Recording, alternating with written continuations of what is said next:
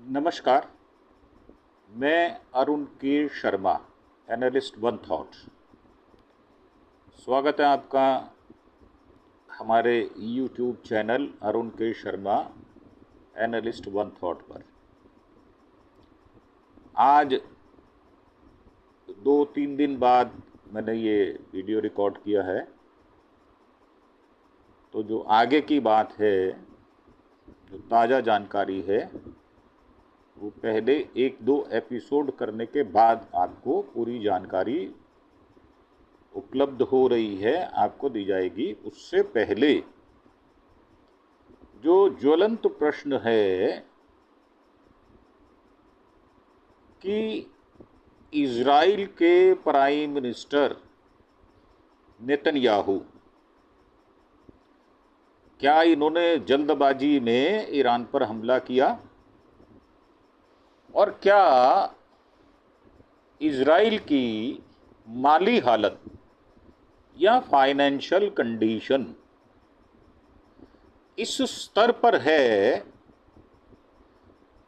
ख़ास तौर से जो गाज़ा पट्टी है वहाँ पर नरसंहार करने के बाद वहाँ के स्कूल, वहाँ के हॉस्पिटल्स, वहाँ की सुविधाएं ध्वस्त करने के बाद क्या नेतन्याहू फाइनेंशियल तौर पर इस मुकाम पर हैं, या वो इस एफोर्डेबल परिस्थिति में हैं कि वो ईरान पर हमले का खर्चा बर्दाश्त कर लें या सहन कर लें। अब उनको रह रहकर अमेरिका की तरफ मुंह उठाकर देखना पड़ रहा है। उसका कारण ये है कि ईरान जो पर हमला करके क्या नेतन्याहू अपने आप को फंसा हुआ ट्रैप में आ गया महसूस करते हैं। रोज़ करीब 6,000 करोड़ रुपए का खर्चा हो रहा है। ईरानी मिसाइलों ने नेतन्याहू नहीं, पूरे विश्व को चौंका रखा है। अब इसमें अगर हम बात की शुरुआत करें, 13 जून को 2025 की सुबह इज़राइल के 200 फाइटर जेट ने ईरान के शहरों पर 300 से ज़्यादा बम गिराए थे। तो भाई साहब, वो बम बनाने में पैसा लगा होगा, साख लगी होगी, श्रम लगा होगा, कुछ मटेरियल भी लगा होगा, और एक झटके में ईरान की सबसे ताकतवर सेना IRGC के कमांडर इन चीफ हुसैन सलामी समेत 20 टॉप मिलिट्री कमांडर्स और 14 परमाणु वैज्ञानिक मार दिए गए। तो ऐसा तो नहीं है कि उनका गला घोट के मारा गया है या उनको नींद की गोलियां देकर सुलाया गया है। बाकायदा उनका असैसिनेशन किया गया है, और उस असैसिनेशन तक पहुंचने के लिए बहुत सारा पैसा खर्च किया गया है। अब ईरान सहमा हुआ था, 24 घंटे विचार किया, और उसके बाद अगले ही दिन उसने पलटवार किया। एक दिन में 100 मिसाइलें दाग दी, जो कि एक्सपेक्टेड नहीं था ईरान से। ईरान जैसा देश जो पिछले 2-3 सालों से कई हमलों को चुप्पी साध कर सहन कर गया, अब उसमें उसने क्लस्टर बम, फतेह, सेजिल जैसी हाइपरसोनिक बैलिस्टिक मिसाइलों के साथ भी आक्रमण किया, और इज़राइल जो है वो सहम गया। अब अगर इज़राइल सहम गया है और उस पर खर्चे का भार भी है, तो कैसे किया जाए? तो ये जो भार है, ये तो आपको बर्दाश्त करना ही पड़ेगा। अब संघर्ष में करीब 900 इजरायली घायल भी हो गए हैं, 24 से ज़्यादा की मौत हो चुकी है। जबकि ईरान में इससे कहीं अधिक मानवीय क्षति हुई है और घायल भी हजारों में लोग हुए हैं। दूसरे देशों के लोग भी फंसे हुए हैं, उनको भी बाहर भेजा जा रहा है। जैसे कि भारत के ही 1100 कुछ लोगों को अपने विमानों द्वारा भारत तक पहुंचाया गया है। क्या ईरान पर सीधा हमला करके फंस गया इजराइल और अब मुश्किल में है नेतन्याहू? मौजूदा हालात को अगर समझना हो तो बहुत सारे प्रश्नों पर गौर करना होगा। अब ईरान ने हमले करके इजराइल को हतप्रद कर दिया है, हैरान कर दिया। अब 14 जून को ईरान ने जवाबी कार्रवाई करते हुए 100 ड्रोन और 100 मिसाइलों से हमला किया। ईरान ने अलग स्ट्रेटजी बनाते हुए पहले सस्ती मिसाइलें जिसमें कम पैसा खर्च होता था वो की, और उसके बाद उसने ड्रोन दागे, और ड्रोन भी जो सुसाइडल ड्रोन होते हैं उनको दागा गया।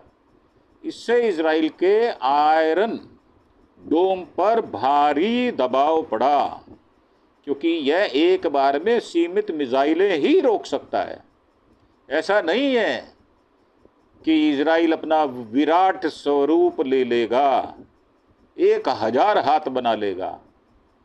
तो जो मशीन होती है उसकी लिमिटेशन होती है, और वो टारगेटेड जो मिसाइल होती हैं उनमें से कुछ को ही रोक सकता है। अगर धनुष के बाण से प्रत्यंचा पर 100 चढ़ा दिए जाएं धनुष बाण, तो किस किस बाण को रोकना होगा ये आपको जो भीष्म पितामह है वही बता पाएंगे। जब इजराइल का डिफेंस सिस्टम कमजोर हुआ तो ईरान ने नई तकनीक की हाइपरसोनिक बैलिस्टिक मिसाइलों से हमला कर दिया। मतलब पहले इजराइल को चुटकी काटी और उसके बाद इजराइल को हुश हुश किया, जिससे इजराइल के तेल अवीव, हाइफा, बीशोरबा समेत कई शहरों में भारी नुकसान हुआ, बहुत बड़ा नुकसान हो गया। अब ईरान की इन मिसाइलों ने चौंका दिया। अब खैबर और खुर्म शहर जिसपे 4 मिसाइलें दागी गई, ये बैलिस्टिक मिसाइल 2000 किलोमीटर तक भारी विस्फोटक ले जा सकती हैं और सटीक निशाना लगाती हैं। 14-15 जून को ईरान ने इसी मिसाइल से हमले शुरू किए। फिर उसके बाद 18 जून को जो पहली बार फतेह 1 का इस्तेमाल हुआ वे हाइपरसोनिक मिसाइल है। आवाज की गति से भी 10 गुना तेज चलने वाली मिसाइल है ये, यानी यह आवाज की गति से 5 गुना ये कह रहे हैं वो उड़ती है। उसने इजराइल के एयर डिफेंस सिस्टम को भेद दिया, मतलब उसको तहस नहस कर दिया। अब जब मिसाइल रोकने का सिस्टम ही डिस्ट्रॉय हो गया, कैसे रोकोगे आप मिसाइल को? तो ये तो नेतन्याहू को सोचना ही पड़ेगा। अब सेजल मिसाइल की बारी आई 20 जून को, यानी परसों ईरान ने यह मिसाइल दागी। इसने आसमान में अजीब सी आकृति बना दी, एक शक्ल बना ली। सेजिल हार्ड फ्यूल पर चलती है। हार्ड फ्यूल होता है जैसे बैटरी सिस्टम होता है, मतलब उसमें ठोस ज्वलनशील पदार्थ होता है, उसकी ताकत से, उसकी पावर से, उसकी एनर्जी से वो चलती है। और जैसे ही वो मिसाइल गिरती है वो भी डिस्ट्रॉय हो जाती है। अब ये मिसाइल जो है वो 2000 किलोमीटर तक मार कर सकती है और सिर्फ 7 मिनट में अपने निर्धारित स्थान पर पहुंचकर ब्लास्ट कर देती है। अब इसके अलावा 19 जून को ईरान ने 20 बैलिस्टिक मिसाइलें दागी थी, जिसमें एक क्लस्टर बम वाली मिसाइल थी। क्लस्टर मिसाइल उसको कहते हैं जिसमें बहुत सारे बम अंदर निहित होते हैं। ये बम मिसाइल के कंटेनर में बंद होते हैं। एक कंटेनर होता है, एक डिब्बा होता है जिसके अंदर ये बंद होते हैं। अब लॉन्च के बाद कंटेनर हवा में खुलता है, इससे छोटे छोटे बम निकलकर एक साथ कई टारगेट पर हिट करते हैं। छोटे बमों को जमीन पर गिरने या कुछ समय बाद फटने के लिए डिजाइन किया जाता है, यानी यह बम हवा में भी फट सकते हैं और जमीन पर गिरने के कुछ देर बाद या कुछ सालों बाद भी फटते हैं, चुपचाप पड़े रहते हैं। अब ईरान ने लगातार हमलों में 21 जून तक इजराइल के 24 जो लोग हैं वो मारे गए, 900 से ज़्यादा घायल हो गए। ईरान ने इजराइल के F-35 फाइटर जेट विमान गिराने का भी दावा पेश किया। इजराइल की स्टॉक एक्सचेंज बिल्डिंग, अस्पताल, मोसाद हेडक्वार्टर, रिहायशी इमारतों को भी नुकसान पहुंचा, जिसमें गूगल भी शामिल है। और उसमें इजराइल को कितनी महंगी पड़ रही है ईरान से ये जंग। अब इसका जवाब अगर ढूंढना हो तो जंग के बीच में सेना नहीं बल्कि आर्थिक संकट भी बदलते जा रहे हैं, ये अपनी शेप लेते जा रहे हैं, एक रूप ले रहे हैं। ये पूर्व इजरायली रक्षा सलाहकार ब्रिगेडियर जनरल रीम एमिनॉक के मुताबिक इस जंग में इजराइल को रोजाना $725 मिलियन, करीब 6,000 करोड़ रुपए खर्च करने पड़ रहे हैं। इसमें सिर्फ मिसाइल, जेट ईंधन, बमबारी और सैनिक तैनाती जैसे सीधे सीधे खर्चे शामिल हैं। पब्लिक इंफ्रास्ट्रक्चर को नुकसान, प्रोडक्टिविटी में गिरावट, उसको भी जोड़ा जाए, और बाहर से जो सामान आ नहीं पा रहा, जो दैनिक दिनचर्या का सामान है, जो ब्रेड बटर जिसको हम कह देते हैं, वो नहीं आ रहा, तो असल में खर्च इससे कहीं ज़्यादा हो सकता है। कैलकुलेशन करने पर यह खर्च सामने आएगा। 13 जून को ईरान के अटैक के बाद पहले 2 दिनों में इजराइल का खर्च 1.45 अरब डॉलर यानी 12,500 करोड़ रुपए था। इसमें करीब 5,000 करोड़ रुपए बमबारी, जेट ईंधन, बाकी रक्षा संचालन में खर्च किए गए। अब इजराइल का सबसे बड़ा खर्च जो है वो ईरानी मिसाइलों और ड्रोन को रोकने के लिए आयरन डोम, जो उसको रोकता है, जो बाहर फटने से पहले हवा में मार कर देता है, वो एरो और डेविड स्लिंग जैसे एयर डिफेंस सिस्टम पर हो रहा है। इजराइल हर रात $285 मिलियन यानी करीब 2,375 करोड़ सिर्फ इंटरसेप्शन पर खर्च कर रहा है, मतलब अपने बचाव में खर्च कर रहा है कि उसका नुकसान ना हो और ये मिसाइलें हवा में फट जाएं। हवा में फटने पर भी उसके टुकड़े जो गिरते हैं वो भी मानवीय नुकसान करते हैं। अब इजराइल की सुरक्षा कर रहे 4 बड़े डिफेंस सिस्टम हैं। अब इसमें डेविड स्लिंग है मिडल रेंज मिसाइल के लिए, आयरन डोम है रॉकेट्स और आर्टिलरी फायर के लिए, एरो लॉन्ग रेंज मिसाइल के लिए है, और आयरन बीम है लेज़र मिसाइल डिस्ट्रॉयर के लिए। हालांकि लेज़र बीम अभी लेज़र बम छोड़ा नहीं गया। इजरायली वित्त मंत्रालय ने 2025 में जीडीपी ग्रोथ का अनुमान 4.3% से घटकर 3.6% कर दिया है, यानी करीब करीब 0.7% कम हो चुका है, क्योंकि इजराइल का रक्षा बजट पहले ही गाजा युद्ध में, जो मैंने आपको बताया पहले ही, जो गाजा पट्टी है वहाँ पर जो लोग रहते हैं उनको बर्बाद करने में खर्च हो गया।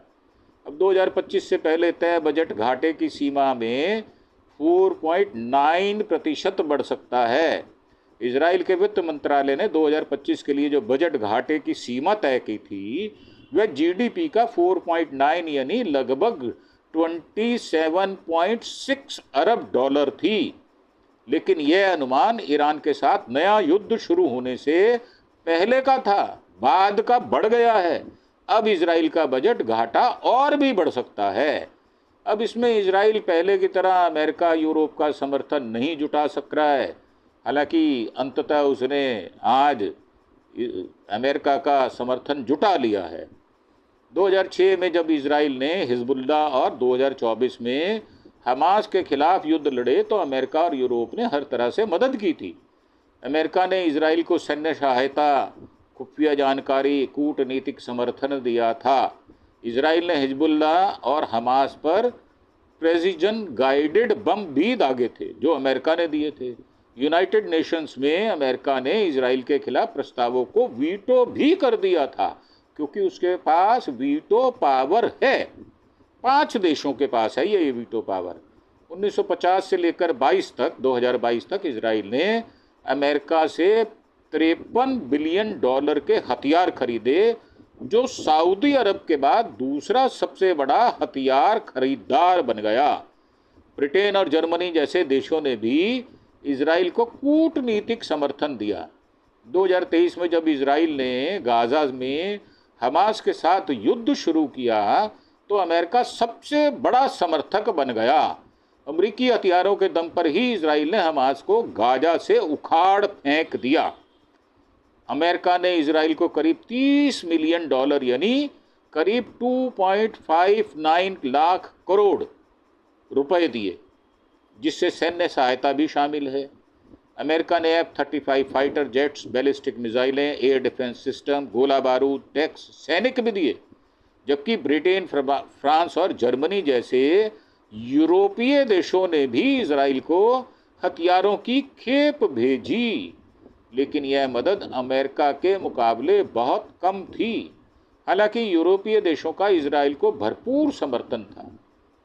अब 20 जून को डोनाल्ड ट्रंप ने न्यू जर्सी में पत्रकारों से बात करते हुए कहा कि इजराइल इस जंग में फिलहाल आगे है, इसलिए इस समय युद्ध को रोकने की बात कहना मुश्किल है, क्योंकि ट्रंप साहब खुद नहीं चाहते ये युद्ध रुके। वो चाहते हैं ये युद्ध आगे बढ़ जाए। उसका प्रत्यक्ष प्रमाण आज मिल चुका। जब कोई युद्ध जीत रहा होता है तो उसे रोकना कठिन होता है। उन्होंने ऐसा मान लिया कि ईरान के साथ बातचीत चल रही है, लेकिन जल्द कोई समाधान निकलने की उम्मीद नहीं है। अमेरिका यह तय करने में थोड़ा समय लेगा कि वह इजराइल की सीधी मदद करेगा या नहीं करेगा। तो ये छंदम जो है, मतलब कि धोखा देने की प्रवृत्ति, यह डोनाल्ड ट्रंप में जन्मजात है। 22 जून को सुबह ट्रंप ने बताया कि अमेरिकी विमानों ने ईरान के 3 परमाणु ठिकानों पर बमबारी की है। इसी के साथ अमेरिका भी सीधे जंग में कूद पड़ा है। अब तक की जंग में किसका पल्ला भारी है? अब 8 दिन नहीं, 9 दिन नहीं, 10 दिन की युद्ध विभीषिका को हम देख चुके। ईरान में 657 लोगों की मौत हो चुकी है, 2000 से ज़्यादा लोग घायल हैं, जबकि इजराइल में 24 लोग मर गए हैं, 900 से ज़्यादा घायल हैं। इजराइल में ईरान जितने बुरे हालात नहीं हैं, ईरान के ज़्यादा बुरे हालात हैं। 21 जून को Iran news agency Fars news ने दावा किया था कि इजराइल ने सुबह ईरान के इस्फहान न्यूक्लियर साइट पर हमला किया। 3 जगह वैसे तो हमला किया है। IDF के प्रवक्ता इफी डॉफ्रिन ने बताया है कि इस्फहान में परमाणु साइट पर यह दूसरी बार हमला किया गया है। इस बार न्यूक्लियर साइट के सेंट्रीफ्यूज पर बमों की बरसात की गई है। IDF ने इस्फहान में न्यूक्लियर साइट पर हवाई हमले का फुटेज भी जारी किया है। इजराइल इससे पहले भी कई बार ईरान के परमाणु ठिकानों को निशाना बना चुका है। इजराइल ने 19 जून को ईरान के आराक और खोड़ब न्यूक्लियर साइट पर निशाना बनाया था। अब इसमें टाइम्स ऑफ इजराइल को सेना ने बताया कि जंग की शुरुआत से अब तक 470 से अधिक ड्रोन यानी लगभग 99% ड्रोन को मार गिराया गया है। 20 जून की रात को भी ईरान ने 40 ड्रोन से हमला किया था। इजरायली एयरफोर्स ने भी सभी 40 ड्रोन को मार गिराया। अब अगर जंग लंबी चलती है तो इजराइल की चिंताएं क्या हो सकती हैं? इजराइल का सबसे बड़ा संकट अब हथियार नहीं है, इंटरसेप्टर मिसाइलों का स्टॉक बन गया है। अब उसको मिसाइलें रोकने के लिए जो सिस्टम चाहिए होता है वो ध्वस्त हो चुका। रिपोर्ट्स के मुताबिक दुनिया का सबसे एडवांस एयर डिफेंस सिस्टम रखने वाले इजराइल की शील्ड टूटने के कगार पर है। कब टूटी कुछ पता नहीं। बीते एक हफ्ते में ईरान ने 450 से ज़्यादा मिसाइलें दागी, जिनमें 360 को इजरायली सिस्टम ने रोक लिया, परंतु 90 नहीं रुक पाई। उसमें भी 40 मिसाइलें शहरों में आकर गिरी। इजरायली सेना अधिकारियों का अनुमान है अगर ईरान हमले की मौजूदा रफ्तार को बनाए रखता है तो महज 12 दिनों में इजराइल की इंटरसेप्टर मिसाइलें खत्म हो जाएंगी। इजराइल के ब्रिगेडियर जनरल रान कोचाव ने कहा कि ये चावल के दाने नहीं हैं, सीमित हैं, खत्म हो सकते हैं। और उससे होगा क्या? उससे होगा ये कि इजराइल की बचाव की शक्ति कमजोर हो जाएगी और इजराइल बर्बादी के कगार पर खड़ा हो जाएगा। क्या रूस और चीन के बयानों से भी नेतन्याहू और ट्रंप की मुश्किलें बढ़ा दी हैं? 20 जून को रूस के राष्ट्रपति व्लादिमीर पुतिन ने सेंट पीटर्सबर्ग में एक इंटरनेशनल समिट में कहा था, रूस ने कभी ईरान का साथ छोड़ने की कोशिश नहीं की, बल्कि वह ईरान और इजराइल के साथ संतुलित रिश्ते बनाए रखने की कोशिश कर रहा है और कामयाब नहीं है। ये बात हम अपने मन से कह रहे हैं। पुतिन के इस बयान से साफ जाहिर है कि अब तक रूस ने मध्यस्थता का रुख अपनाया है, एक रुख नहीं लिया।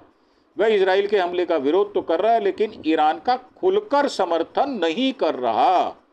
13 जून को पुतिन ने इजराइल और ईरान के साथ फोन पर बातचीत की थी, जंग खत्म करने की बात कही थी।